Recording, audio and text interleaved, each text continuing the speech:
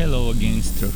Today I'm bringing you my first impressions what the Struck is video for Ruined King, a League of Legends story, which is a game made by Airship Syndicate, the developers behind Darksider Genesis and Battle Chasers Night War. Obviously it's published by the Riot Forge, the Riot family, and it's a game set in the League of Legends universe, as the subtitle suggests. It's an interesting turn-based JRPG game with some isometric real-time elements. It has a lot of good things that you might expect to see in hack and slash games in terms of depth of itemization, build making, etc. So it's a little bit more than a traditional JRPG, but still not as complicated as a hack and slash game like, for example, Grim Dawn or Path of Exile. So it's kind of like in a middle ground there, which is good enough for a game where you have a team of up to 3 people. So buckle up, I will be starting bit by bit with certain things about the game and explaining a little bit about all those aspects one might need to know before deciding whether it's their game or not. I normally like starting with the story, and I will do this time as well. The story is kind of very, how do I say it? For example, it combines multiple stories into one. So you have the story of Misfortune, you have the story of Illaoi and Raum, and then there's Yasu and Ari, and then there's also Pike. So you have all those 6 heroes, and bit by bit their stories intertwine into one, which leads us to the main events, which I don't want to spoil. But basically, Misfortune, if you don't know, is has a grudge. I'm not gonna say what type of grudge, against a certain NPC called Gangplank.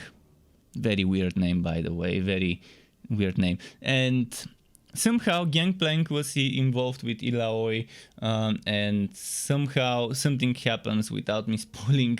I'm trying here to not spoil much. After a while, all of our heroes go after Gangplank for one reason or another. Everyone has their motivation. I don't want to spoil how Gangplank is involved, but there are certain people pulling the strings, maybe, let's say. So it's an interesting story, and there's a lot to explore. So the map and the world size.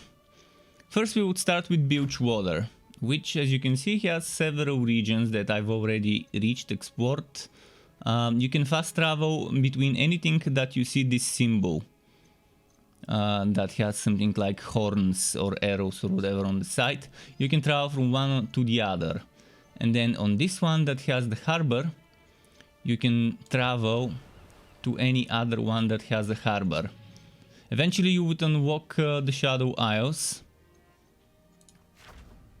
And there's gonna be some places where you can teleport from one place to another. I haven't unlocked everything here.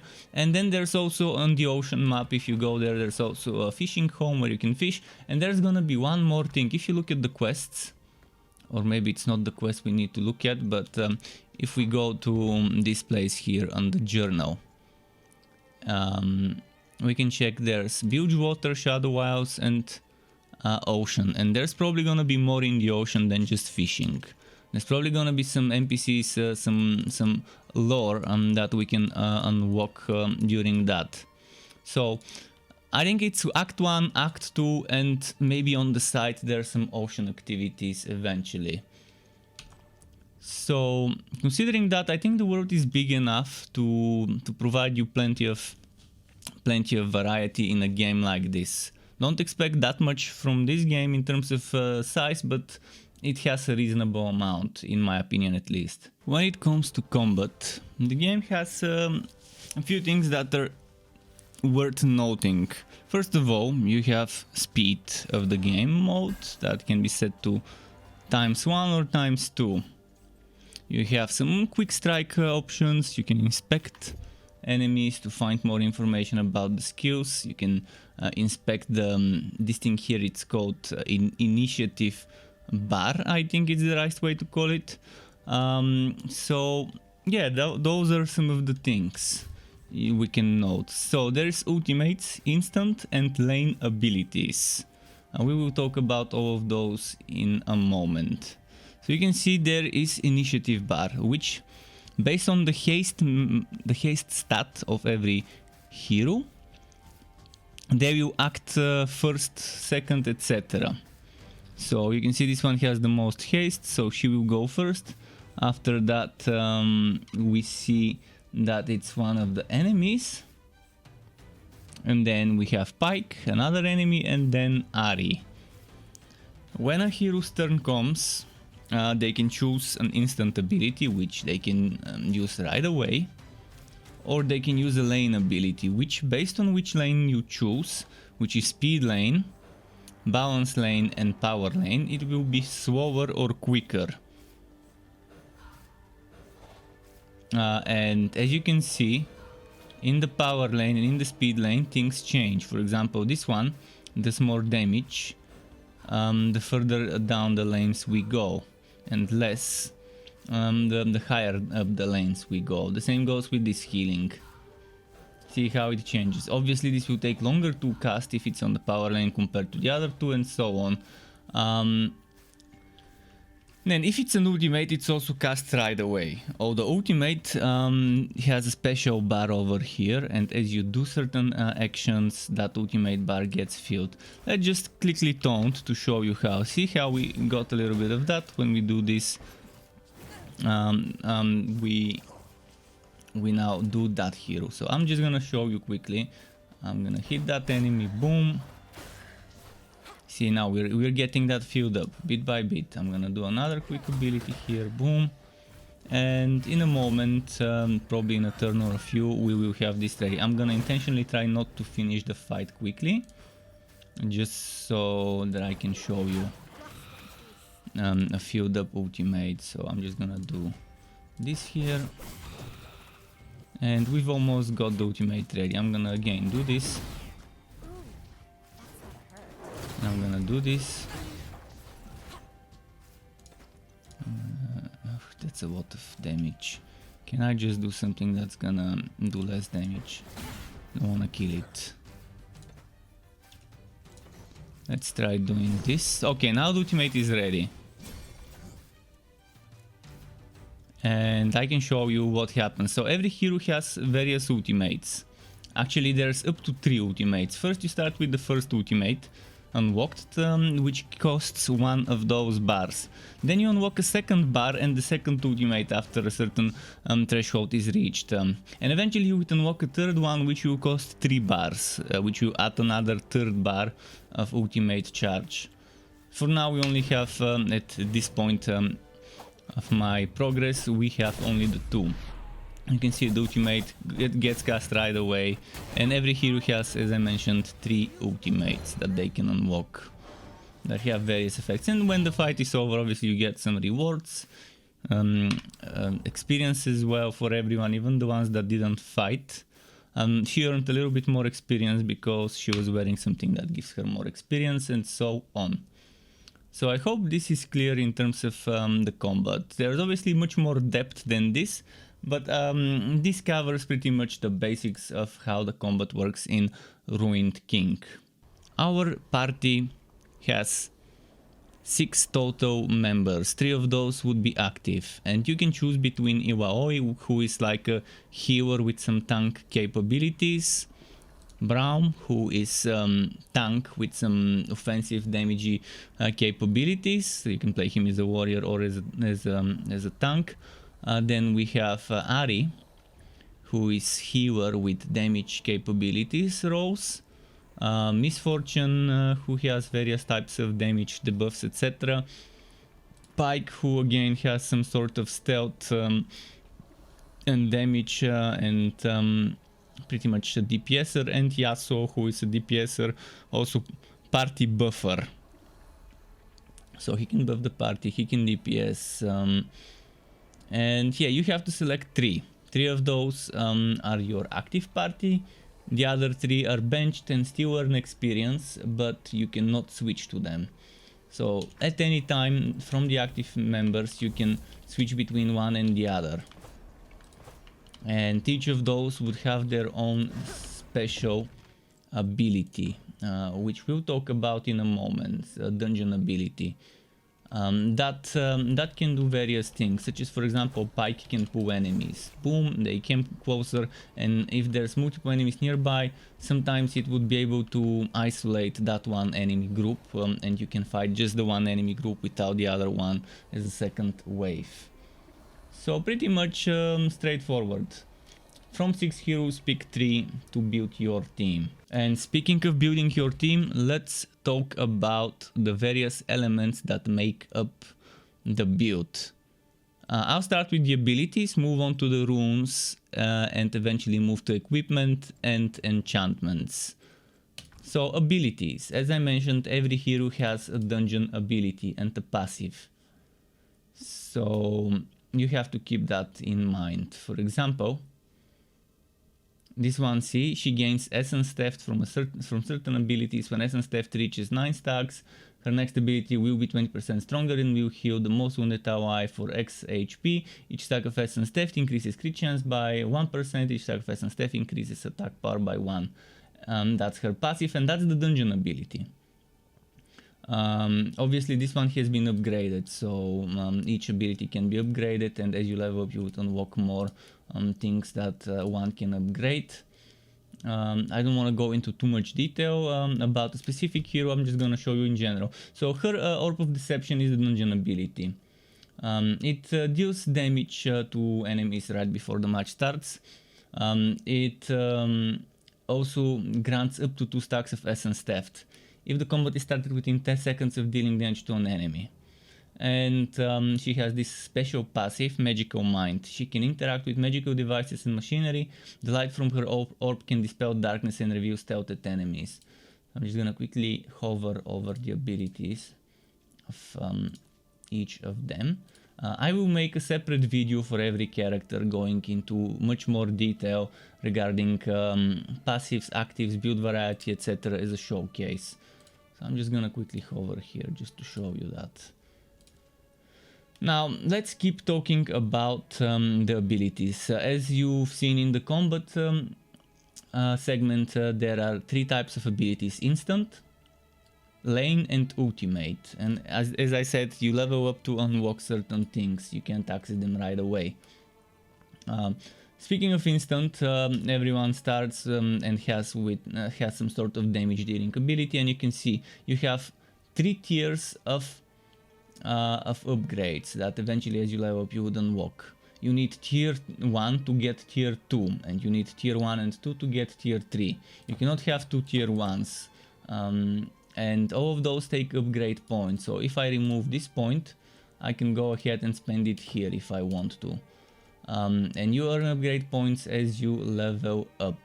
This is how it is.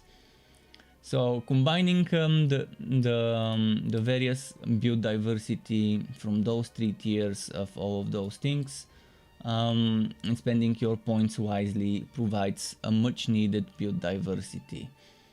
You have all sorts of things, such as, for example, just to give you some ideas, this one reduces the recovery time, this one adds Sunder, which increases the physical damage taken by the enemies that you hit.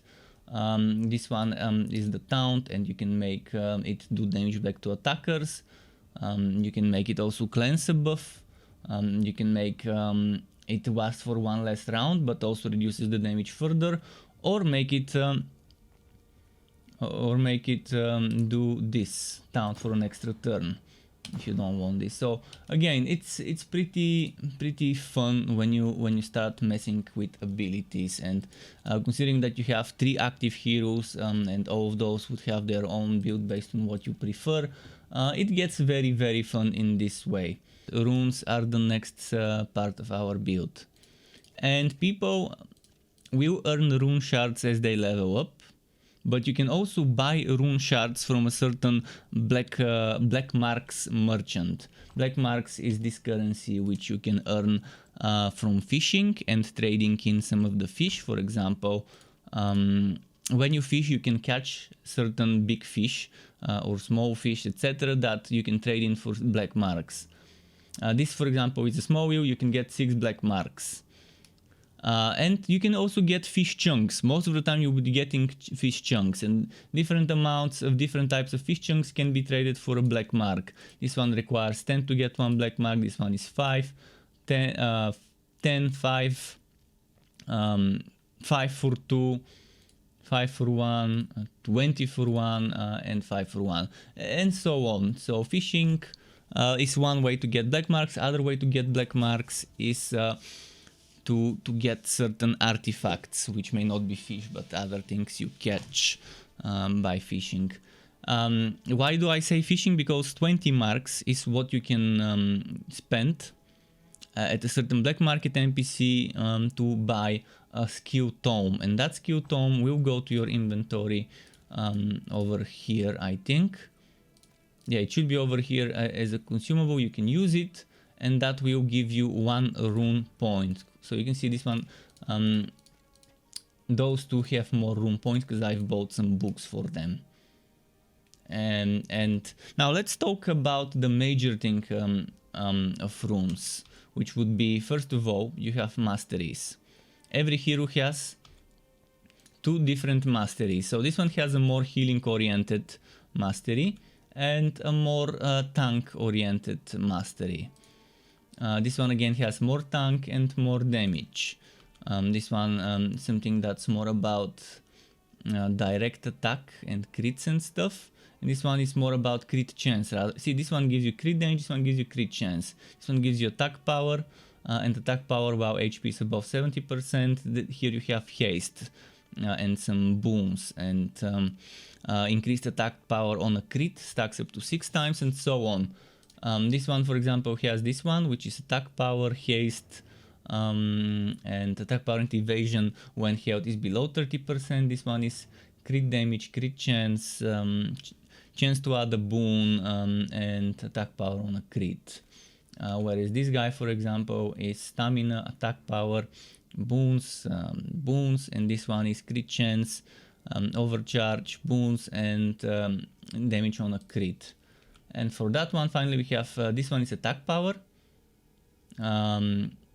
increased damage of crit hits, chance to add a boon to the initiative bar, and increased crit chance and crit damage. Wow, this one gives you more mana, increased healing, so this is more of the caster stuff where you get more mana and attack power per 10 points of mana. So you want to stack mana and willpower on this one to get it strong if you're going for that.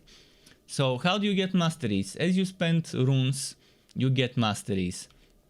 Every 3, 6, 9 or 12 points in a certain mastery will give you that. So you can see right now I've got 9 Vastaya and no, 9 sorceress and 1 Vastaya. Here I've got 6 drowned, 1 and 3 assassin, and so on. So obviously that's how you make the build, and you can see each of those would give you something that you might like. Here I'm getting 5 crit chance, 10 crit chance, and eventually you can earn certain other things at a certain level. See, I need level 22 to unlock this and those. This one would give you increased lifesteal by 30%, whereas this one will give you bleeds, poison, and ignites gain 60% lifesteal. This one would give me bleed, poison, and ignite can crit. This one will give me increased attack power and crit chance by 10%. So that's kind of one of the varieties. It's nice. So for example, you can either spend things on the bigger ones, or you can just put things in the smaller ones, depending on what you need. See, here I've done crit chance twice, I've done attack power twice, and I've done a little bit of essence stack, essence thief stack on a crit hit. But I could decide to remove this and put some more mana if I feel like it, which obviously loses me a mastery, which would be this one. So yeah, just another amazing layer. Another amazing layer. Now, another source of books that gives you runes is the journal and its rewards. More about that in segment kind of further down the video.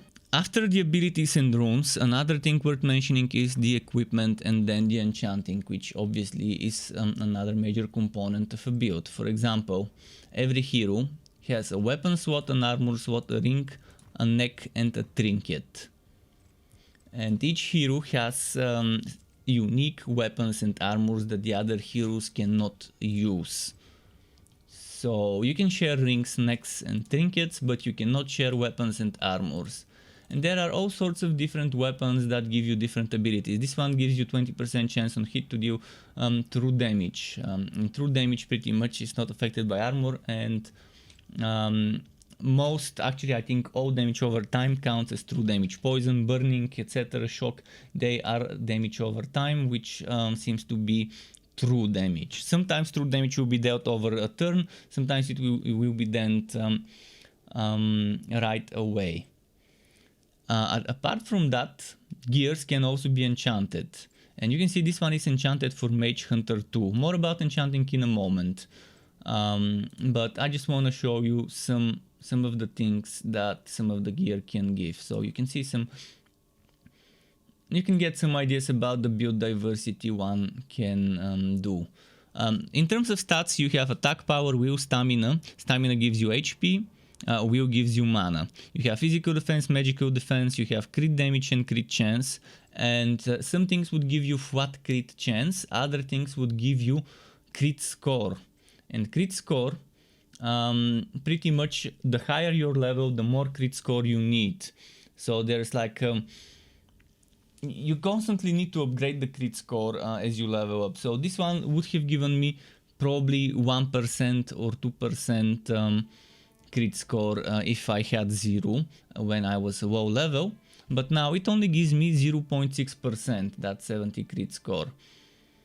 So the higher your crit score, the more you need to keep increasing the crit chance from a crit score. So crit score might be a good source of crit at the beginning, but later on you need unreasonable amounts of it, so it's better to just get crit score from passives and skills and buffs from skills. You have haste, which again it decides who acts first in the fight, the order in the initiative bar. You have evade, which again is a score, but you can get evade chance as a percent from other sources. And you have lifesteal again, which can come from a score, and it can also come from percent, from passives and stuff. So with those 6 elements and every element being able to get an enchantment on it, you get a solid amount of diversity. Just to show you some ideas, Sundering Bow here we have combustion, and here we have no special affix, and here no special affix, whereas here we have bloodletting. Here there's no special affix, whereas here there's Sundering Bow, bloodletting, and just giving you ideas. See, this one is mana charge and venom. So mess around with abilities, find something that works for you.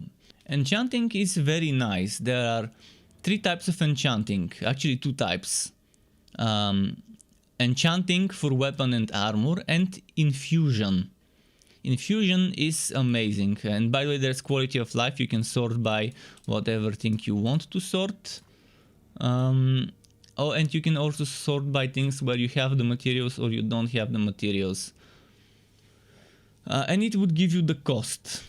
There's also something called overflow, and I think I'm not exactly sure how overflow works, but the way I understand it is overflowing the ingredients means if this one requires white sprocket, eventually it could require if you have the green or the blue, it gets a higher chance.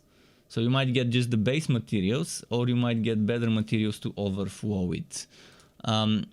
You can see there's recipes to enchant a certain weapon that would give it bonuses, and there's different tiers. So this is 20% chance on attack to deal 20 true damage with each hit. But the tier 2 is 20% chance to deal 81. So just to give you the difference between that, this one requires level 6, this one is level 16. As you progress through the game, you would unlock those different recipes for different enchantments. With the armor it's the same, so that's vigor, 171 stamina, If you go to Vigor 1, that's 32 stamina. So obviously you can see the difference in the materials. You can see the chance now to succeed would be only 25 because we don't have materials. But here we do for those. Now let's show you quickly some infusion stuff. Infusion is pretty much making a green weapon to blue and then a blue to purple. So if I select this, it will give me a list of the items I can use it on, and I can select one and just infuse it, or I can just do this and select something here and infuse it. Let's select something we're using, for example, something that I've got equipped on one of my my currently used heroes. Let's take this straw ring, for example. Infuse, it will consume the materials, and boom, now it's purple and slightly better than it was before.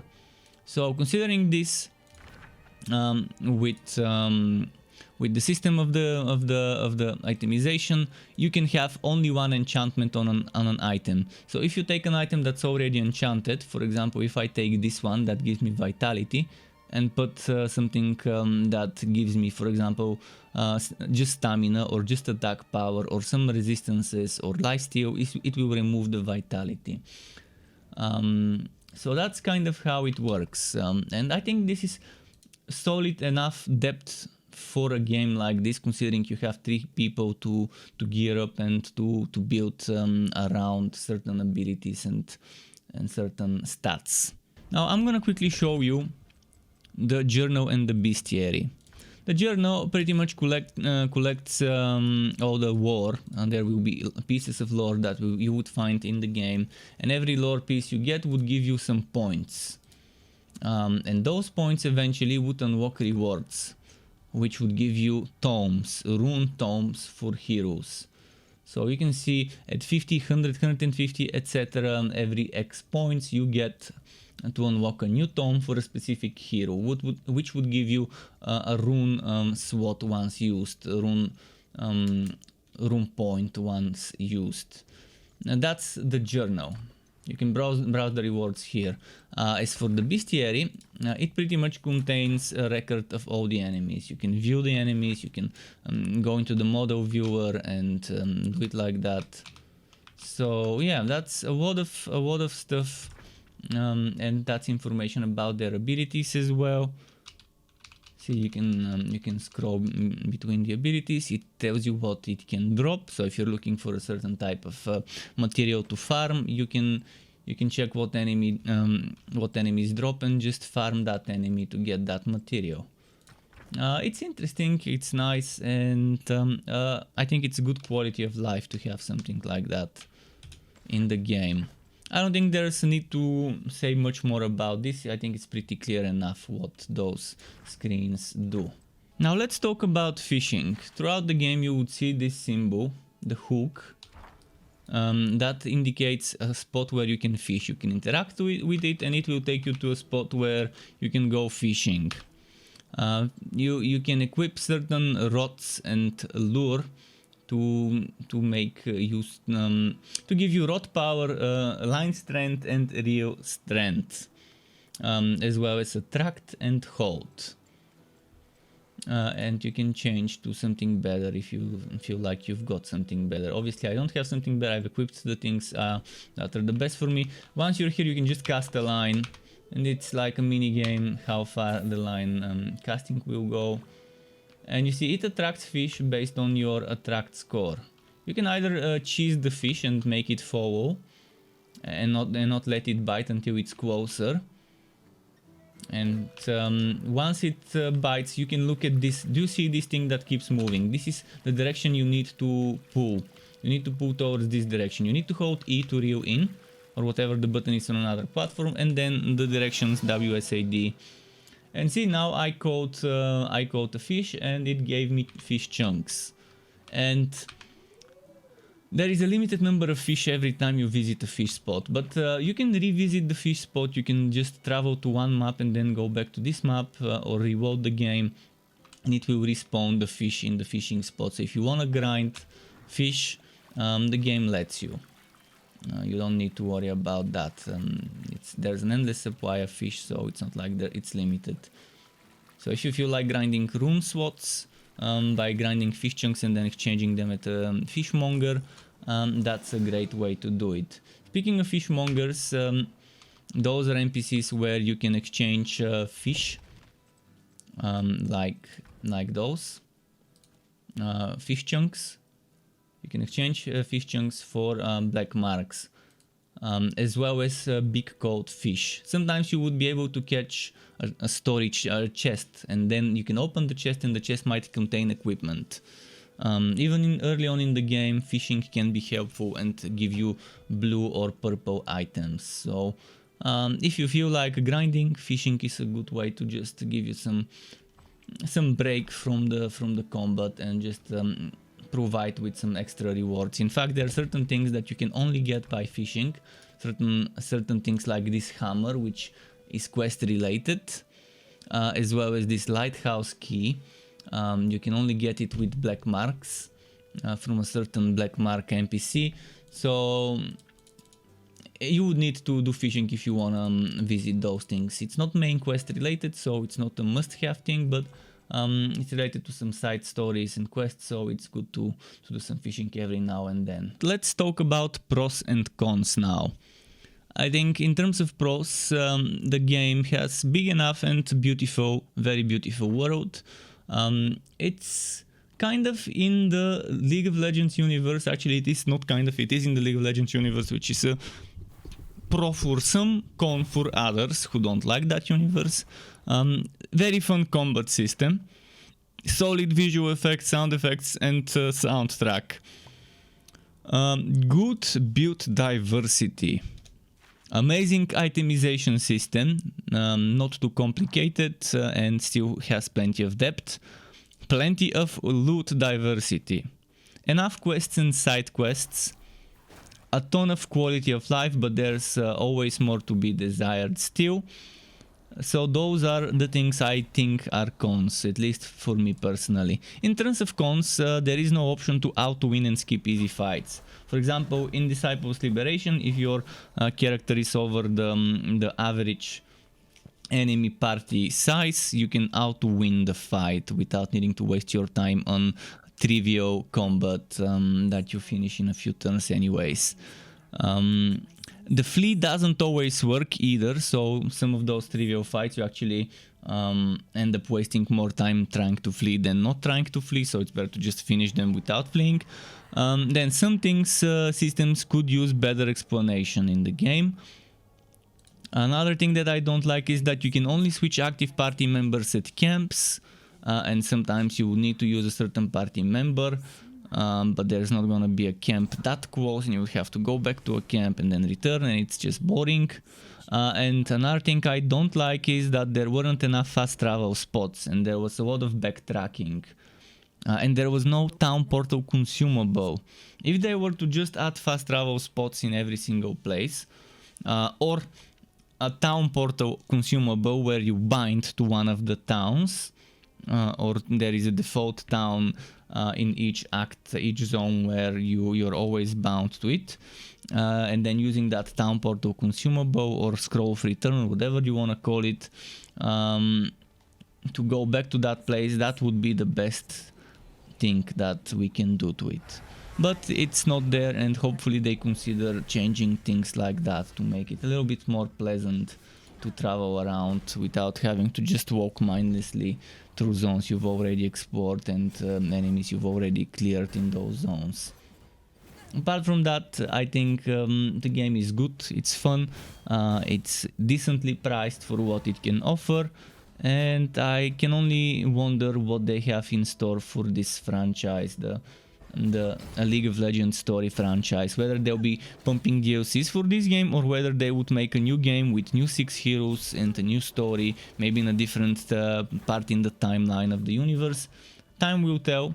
I pretty much enjoyed the game. I hope you like it as much as I did. Thank you for watching. I really appreciate you staying up until the end of this video. A reminder that if you want to get notified and not miss out my uploads of builds, guides, first impression videos and all sorts of content for Wooter and not so Wooter games, usually with RPG elements though, you should subscribe to my channel. and click on that bell button. Another reminder is that I've got memberships on my channel, which is a monthly payment, which you can activate or deactivate as you prefer, and this grants you the special emotes and badges that I have made myself, as well as supporting me. And optionally, you can even ask me, if you're a member, for some tutorials, some basics of Adobe Premiere, Photoshop, and even After Effects. So thanks again for watching this video, Struck Web. Keep it cool until next time, and goodbye.